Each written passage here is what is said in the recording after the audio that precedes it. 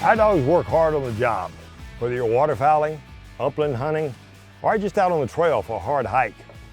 It's a great idea to have the end of the trail, the end of the day checklist to go over the physical conditioning of your dog.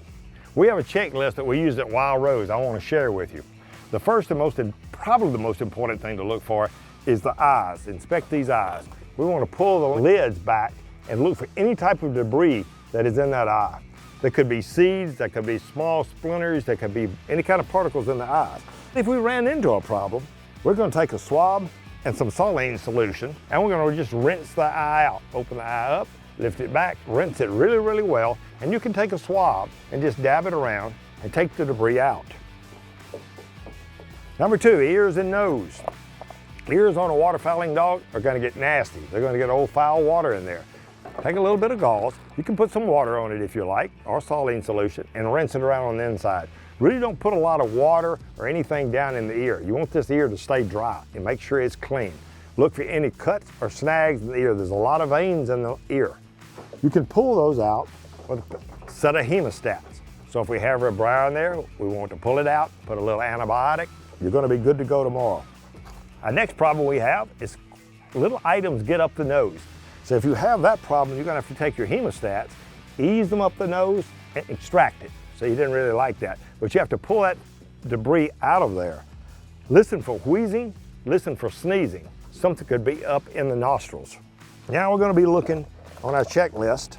It tells us to look for tears and abrasions in the pads. The webbing of the foot, that is a little bit of tear right there, a little bit of a problem. You see it's sore. And the webbing of the foot can be sore. It can have a puncture wound in it. We want to look for that. If we have a torn nail, if it's not too deep, you can pull your clippers out, cut that nail off, and wrap it. You'll need gauze and you need vet wrap, so it will heal. Put a little antibiotic, iodine on it, you'll be good to go in a couple of days. It's going to need some rest. What about the chest? The chest cavity, right under here, is particularly susceptible to punctures and scrapes and abrasions. So you want to look for any abrasions there and put some antibiotics on that as well.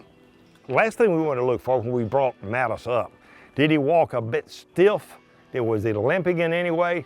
You can treat that with Rimadyl, or you could go with just buffered aspirin. Never ibuprofen or any type of coated aspirin, but buffered aspirin.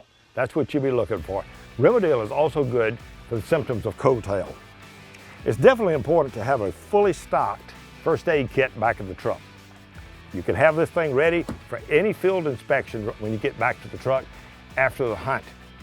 You can find out more information on our checklist at uklabs.com. So go prepared. Duck Dog with Mike Stewart is presented by Purina Pro Plan, nutrition that performs.